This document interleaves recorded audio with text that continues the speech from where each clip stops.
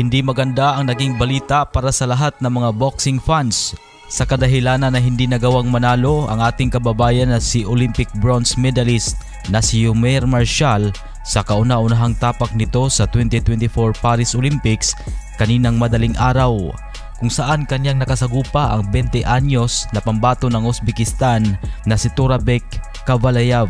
Hindi nagwagi ang ating kababayan sa pamamagitan ng unanimous decision sa men's 80 kilograms light heavyweight decision. At ngayon po ay madaling nasipa si Marcial sa Olympics. Sayang naman kasi po pangarap niyang maitangay ang gold medal para sa ating bansa ay hindi matagumpay na nangyari. Bukod dyan, si Marcial ang isa sa inaasahang malaki ang posibilidad na maging medalist sa buong light heavyweight decision ngayon sa Olympics. Pero sa kabiguang pangyayari ay bigla lamang naglaho ang lahat ng ito. Ngayon ay umuwing emosyonal si Marcial dahil sa nangyaring pagkatalo. Kahit pa man sa nangyaring pagkatalo niya ay masaya pa din naman ang maraming fans dahil sa pagrepresenta ni Yomir Marcial sa ating bansa sa Paris Olympics. Habang ang iba naman ay nagsasabi na kalimutan na daw ni Marcial ang pangarap nitong gintong medalya at dapat kailangan na daw itong mag-focus sa professional boxing. Si Yomir Marcial ay may edad ng 28 sa kasalukuyan.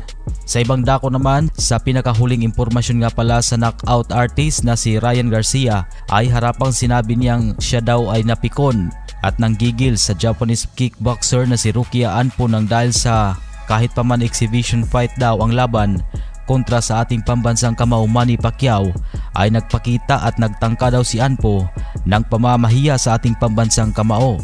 Nilinaw ni Ryan Garcia na ang balak niya daw sana ay ang harapin lang daw si Pacman sa isang exhibition fight sa Japan para lang daw magkaroon siya ng karanasan na makasagupa sa ibabaw ng luna ang kanyang idolo.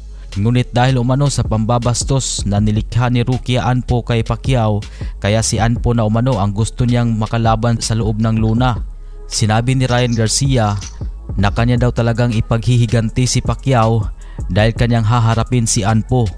At dagdag pa nito na kayang-kaya niya daw itong i-knockout sa loob lang ng 3 rounds.